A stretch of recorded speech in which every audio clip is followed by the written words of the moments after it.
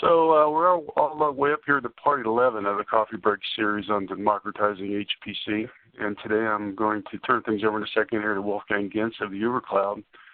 He's going to talk a little bit about the dielectric heating of an insulation block case study. Before we get to Wolfgang, though, I want to give you just a real quick walkthrough about the RevSim initiative. If you've missed any of these preceding webinars, they're all available at revsim.org. And you'll find under resources a webinars key. RevSim.org very quickly it's a community of various stakeholders who all have a common goal to democratize simulation.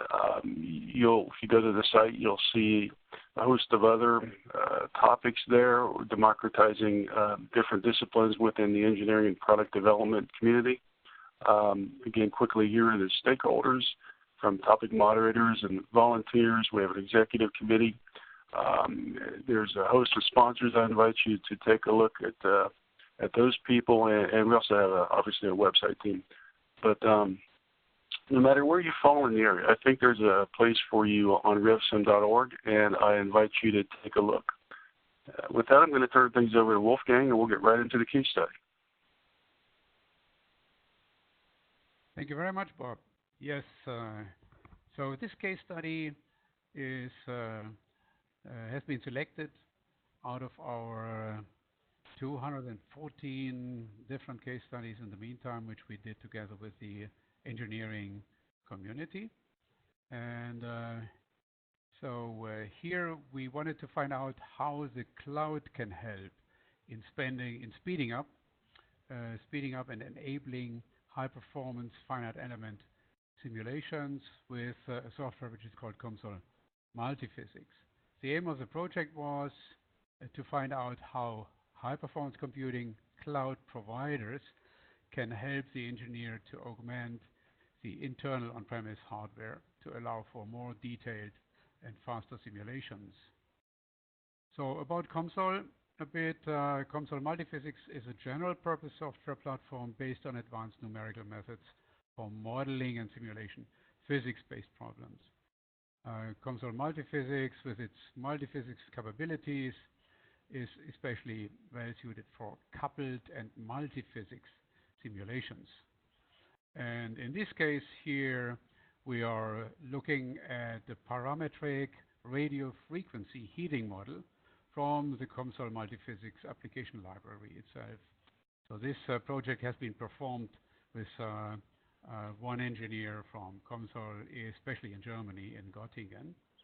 And the radio frequency model is a model from this application library which shows dielectric heating of an insulated block caused by microwaves traveling in an H-band waveguide. So in this case, the radio frequency model, this model is relatively small and possibly can be performed on almost any modern computer, even the one on your desk.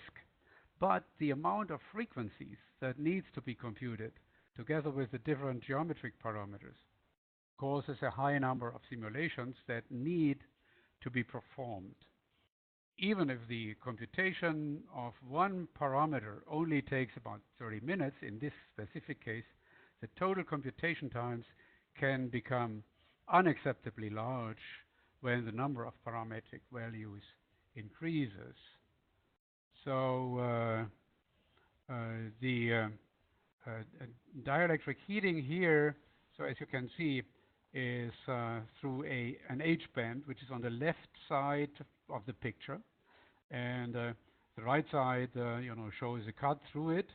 It's, as you see, it's an H-type form of band, and at the one end, you see the dielectricum, and so this process, in which a radio frequency alternating electric field goes through it, or as it says here, wave radio, microwave electromagnetic radiation, which heats a dielectric material.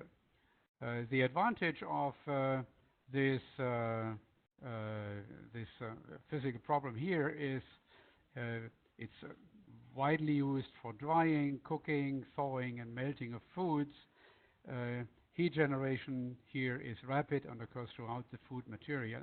You know, like in a microwave, for example. If you want to know more about this very interesting physics phenomenon, we added a Science Direct link, and the full case study can be found in UberCloud's Compendium number 4, which you can download here. Okay, next slide, please. So you see again the H-band waveguide on the left side, and it shows the magnetic field with the arrows there, and the temperature in the dielectric block, which is in yellow.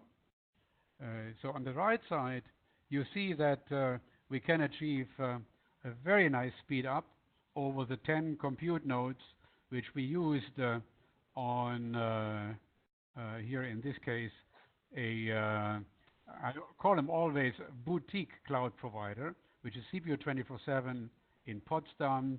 They have a bare metal cloud, and we used 10 compute nodes, altogether 120 cores, 240 gigabytes, and the nodes are connected with InfiniBand, and the console multiphysics software is hosted in an UberCloud software container for easy access and use for the engineers. And we already mentioned that we investigated a large number of frequencies and geometries, and therefore, which can, by the way, be done in parallel, right? They are completely independent, so what we call embarrassingly parallel, right? This is definitely not possible on many in-house, small to mid-sized servers. So a cloud is the ideal thing. And the other ideal thing with console is the FNL, the floating network license, which is a little more expensive than the annual perpetual seed bound license, allows you to use it also in the cloud, and especially and even for unlimited use. So any numbers of nodes, which is, so console is really one of the few ones, and that's why we have selected this case study here. It's one of the few ones who are really generous in offering, also on-demand, short-term cloud usage. Okay? So the next slide is then the last one already. Okay, great pleasure. We do this series of coffee break webinars, or you can also say snippets, in the context of the Revolution in Simulation organization. So we invite you cordially to register to learn more about democratization of HPC, also high-performance computing, computer-aided engineering, and all the new fields which are coming up on the horizons already, like digital twins, for example, or amplification, etc. So Ellen's case studies and use cases you can get just by contacting the Ohio Supercomputer Center with this link. Our case studies are, so either you subscribe to our newsletter, so you get regularly the latest and greatest ones, but there is also, the one link I showed you previously, which take you to our compendium library with all the case studies, which you then can select.